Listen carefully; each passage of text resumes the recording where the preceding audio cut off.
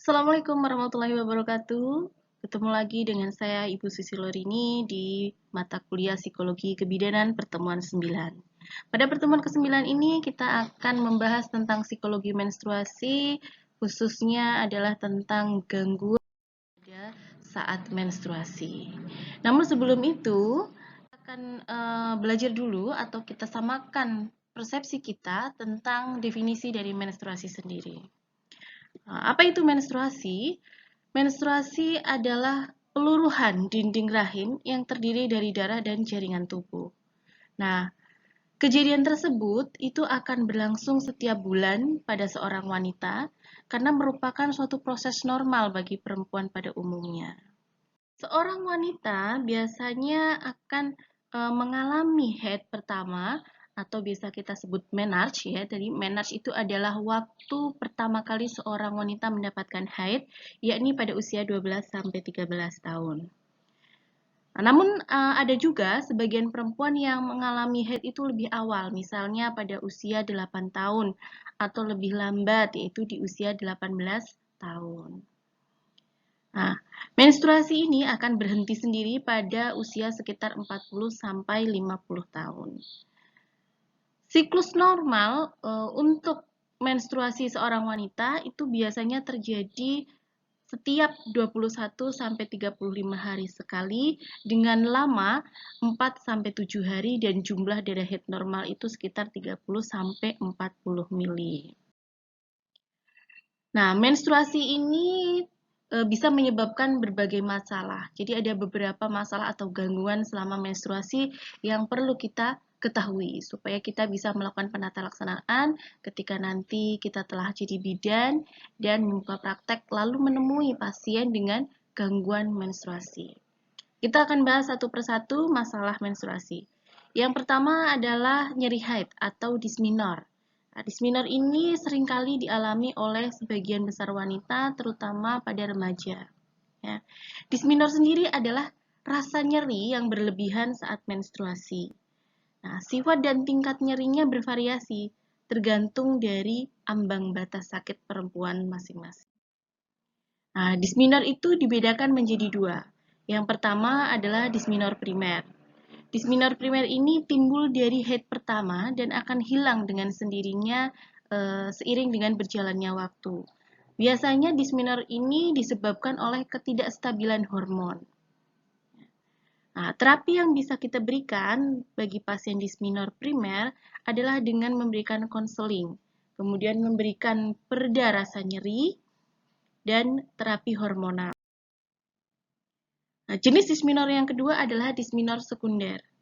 Nah, dismenor sekunder ini biasanya muncul kemudian, yaitu jika ada penyakit atau kelainan menetap, misalnya infeksi rahim, kista, tumor, atau kelainan kedudukan rahim. Terapinya apa? Nah, dismenor sekunder ini bisa dilakukan penata laksanaan tergantung dengan penyebabnya. Kemudian selanjutnya adalah sindrom premenstrual atau premenstrual syndrome atau biasa kita kenal dengan nama PMS yang muncul ketika seorang wanita mengalami menstruasi. Nah, sindrom premenstrual atau premenstrual syndrome adalah kumpulan gejala akibat perubahan hormonal yang berhubungan dengan siklus saat haid dan ovulasi. Nah, penyebab dari premenstrual syndrome itu antara lain adalah ketidakseimbangan hormon estrogen dan progesteron ya, antara lain karena adanya defisiensi progesteron atau penurunan hormon progesteron, kemudian adanya gangguan perasaan, faktor kejiwaan dan masalah sosial. Penyebab lainnya dari premenstrual syndrome itu biasanya terjadi pada wanita yang lebih peka terhadap efek siklus hormon ovarium yang normal. Nah, bagaimana sih gejala dari premenstrual syndrome? Nah, gejala psikologis premenstrual syndrome biasanya muncul iritabilitas agresi. Jadi ada ketegangan, kemudian depresi, perubahan mood ya atau suasana hati, kemudian perasaan lepas kendali dan emosi yang labil. Selanjutnya ada rasa malas dan mudah lelah.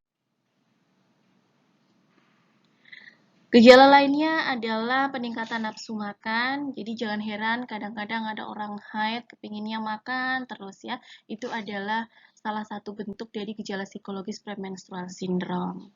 Kemudian gejala fisik dari premenstrual syndrome yang sering terjadi itu antara lain adalah pembengkakan atau nyeri pada payudara, atau kemudian ada kram perut, sakit kepala, sakit pinggang, atau pegal-pegal bahkan sampai dengan pingsan. Ya. Nah, faktor apa sih yang meningkatkan resiko terjadinya premenstrual syndrome? Ya, jadi premenstrual syndrome ini bisa ditingkatkan oleh beberapa faktor ya. Antara lain adalah wanita yang pernah melahirkan, kemudian status perkawinan ya, dan usia. Jadi biasanya premenstrual syndrome ini akan berkurang ketika wanita sudah pernah melahirkan ya. Nah, kemudian atau sudah menikah gitu. Atau usia. Jadi semakin muda seorang wanita biasanya frekuensi terjadinya premenstrual syndrome itu lebih tinggi dibandingkan wanita yang usianya lebih matang. Selanjutnya adalah stres. Seorang perempuan yang mengalami stres itu biasanya lebih beresiko mengalami premenstrual syndrome. Atau seorang wanita yang sedang menjalani diet ya, biasanya wanita dengan diet yang ekstrim itu akan lebih mudah mengalami premenstrual syndrome. Jadi kalau mau diet hati-hati ya. Kemudian kekurangan zat gizi. Wanita yang kekurangan zat gizi atau kekurangan energi protein biasanya cenderung lebih berisiko untuk mengalami premenstrual syndrome. Nah, bagaimana pengobatannya bila terjadi premenstrual syndrome? Nah, kita sebagai tenaga kesehatan bisa memberikan pengobatan atau penata laksanaan sebagai berikut. Yang pertama, anjurkan pasien untuk mengurangi makanan bergaram atau tepung, gula, kafein, dan coklat. Ya, kemudian meningkatkan makanan tinggi kalsium dan vitamin C, ya, terutama seminggu sebelum menstruasi. Jadi kan biasanya kita sudah tahu tanggal kapan kita akan menstruasi. Nah, seminggu sebelum itu usahakan untuk banyak mengkonsumsi makanan yang tinggi kalsium dan vitamin C, buah-buahan ya. Kemudian konsumsi makanan yang berserat dan banyak minum air putih. Lalu jika darah yang keluar banyak, maka perbanyak makanan yang mengisi supaya kita tidak mengalami anemia. Kemudian hal-hal yang dilakukan untuk mengatasi kram perut saat menstruasi ya, jika ternyata kemudian kita mengalami kram perut pada saat premenstrual syndrome atau menstruasi, maka kita bisa melakukan kompres dengan botol panas pada bagian yang terasa sakit, atau mandi air hangat dengan aromaterapi untuk menenangkan diri. Bisa juga minum minuman hangat yang mengandung kalsium tinggi, atau menggosok perut atau pinggang yang sakit ya, atau melakukan masas pada perut dan pinggang yang sakit. Kemudian mengambil posisi menungging sehingga rahim tergantung ke bawah dan lebih rileks. Nah, kemudian tarik nafas dalam ketika kita merasa sakit, lalu hembuskan melalui mulut. Ya. Jangan lupa kalau misalnya rasa sakitnya ini tidak tertahan, bisa diberikan analgetik atau obat-obatan untuk mengurangi nyeri. Kemudian gangguan menstruasi selanjutnya atau masalah menstruasi selanjutnya adalah aminor. Ya. Aminor ini adalah tidak mendapatkan haid sama sekali. Jadi sudah 12 tahun, 13 tahun tapi belum mengalami haid. Ya, bahkan mungkin ada yang sampai sudah SMA kelas 3 belum mendapatkan haid. Nah, ini kita sebut dengan aminor. Nah, penyebabnya apa? Aminor itu biasanya antara lain disebabkan oleh hymen imperforata. Jadi, kelainan kongenital pada selaput darah ya. Hymen imperforata ini selaput darahnya tidak berlubang, jadi rapat, sehingga darah menstruasi terhambat untuk keluar. Nah, biasanya ditandai dengan keluhan, yakni sakit perut setiap bulan. Jadi dia mengalami nyeri perut setiap bulan, tetapi tidak muncul darah. Nah, biasanya hymen imperforata ini diatasi atau penata laksananya adalah dengan operasi. Jadi dibuat sayatan untuk membuka selaput darah supaya darah haid bisa keluar. Nah, aminor ini yang kedua adalah selain hymen imperforata, penyebabnya adalah menstruasi anovulatory. yaitu rangsangan hormon-hormon yang tidak mencukupi untuk membentuk lapisan dinding rahim, sehingga tidak terjadi head atau headnya hanya sedikit ya, spotting. Nah, pengobatannya bagaimana? Pengobatannya adalah dengan menggunakan terapi hormon. Kemudian ada aminor sekunder, yaitu wanita sudah pernah menstruasi sebelumnya, namun kemudian pada bulan-bulan berikutnya dia tidak mengalami menstruasi lagi. Nah, penyebab aminor sekunder ini biasanya karena adanya hipotensi atau tekanan darahnya sangat rendah, atau dia mengalami anemia, infeksi atau kelemahan kondisi tubuh secara umum. Bisa juga stres psikologis, ya, sehingga karena dia stres memicu tidak terjadinya haid atau menstruasi. Masalah selanjutnya adalah leukor atau keputihan. Ya, atau keputihan. Ini hampir semua wanita pernah mengalaminya, sehingga kita harus tanggap kalau menemukan kasus seperti ini. Leukor atau keputihan adalah pengeluaran cairan pervaginam yang bukan darah. Jadi yang keluar bukan darah ya. Leukor ini merupakan manifestasi klinis dari berbagai infeksi, keganasan, atau tumor jinak pada organ reproduksi. Ada dua macam leukor atau keputihan. Yang pertama adalah leukor fisiologis. Tandanya apa? Nah, leukor fisiologis ini terjadi pada masa ovulasi. Kemudian timbul karena adanya rangsangan seksual. Jadi dia bisa muncul akibat masa ovulasi. Jadi pada masa subur akan muncul leukor fisiologis ini. Jadi dia keluar cairannya biasanya bening, kental ya, atau pada saat wanita menerima rangsangan seksual ya. Nah, atau menjelang dan sesudah menstruasi biasanya juga muncul, tapi membedakannya dengan leukor yang abnormal itu adalah pada leukor fisiologis ini selain dia muncul mendekati masa ovulasi atau ketika wanita menerima rangsangan seksual atau menjelang dan sesudah menstruasi adalah bentuknya atau wujudnya itu adalah cairan bening yang kental, tanpa nanah, tanpa darah, tanpa bau. Ya. Kemudian dia ini muncul karena pengaruh hormon. Misalnya pada saat ibu hamil, ya, ibu hamil kan ada hormon yang mempengaruhi. Nah, itu bisa memicu munculnya leukor fisiologis. Nah, cirinya ya tadi saya sebutkan bahwa keputihan ini keluarnya tidak banyak. Warnanya jernih, tidak berbau dan tidak menyebabkan gatal. Walaupun leukor fisiologis ini tidak menyebabkan gatal, tapi apabila kita tidak melakukan personal hygiene yang baik, ya, tidak menjaga kebersihan, maka dia juga bisa berpotensi menjadi leukor patologis. Nah, apa itu leukor patologis atau keputihan patologis? Keputihan patologis ini biasanya ditimbulkan karena adanya infeksi vagina, ya, atau adanya tumor jinak atau perlukaan pada organ reproduksi, keganasan pada organ reproduksi, ya, jadi muncul seperti terlihat di gambar, ya, ada tumor, kista, kanker, ya, ini bisa memicu keputihan patologis. Nah, penyebab dan pengobatan dari leukor patologis itu antara lain sebagai berikut, disesuaikan dengan jenis penyebabnya. Penyebab yang pertama adalah akibat bakterial vaginosis. Ya, gejala klinisnya terasa perih, panas, leukornya berbau, ya, baunya amis, kemudian gatal tapi tidak berat.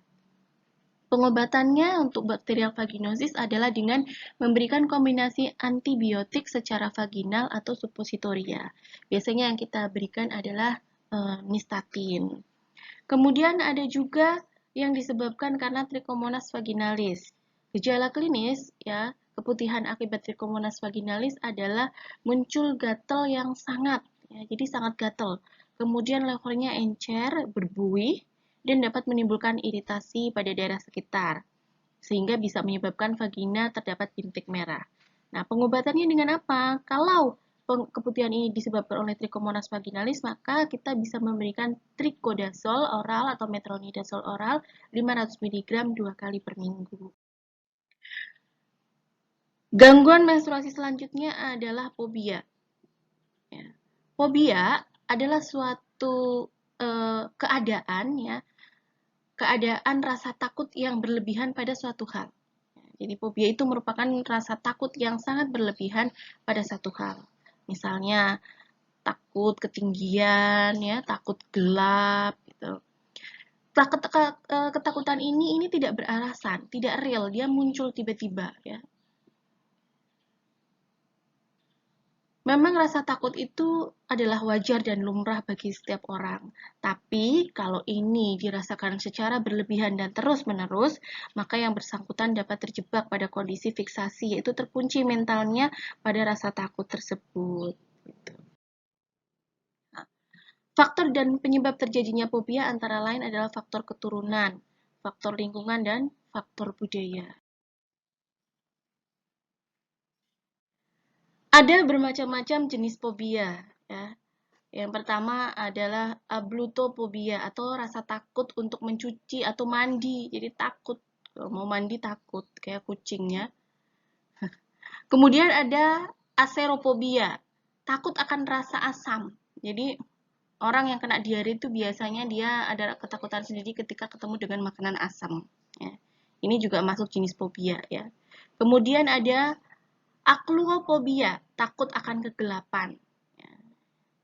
Kemudian ada akaustikophobia atau takut akan kebisingan, kemudian akropobia takut akan ketinggian, dan akropobia yaitu takut akan ruang terbuka di ketinggian.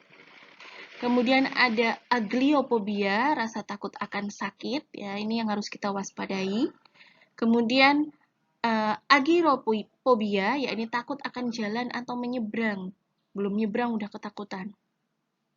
Kemudian aikmofobia, yaitu takut akan jarum atau benda runcing, dan alektoropobia, yaitu takut akan ayam. Ayam ditakuti. Tadi gangguan karena fobia.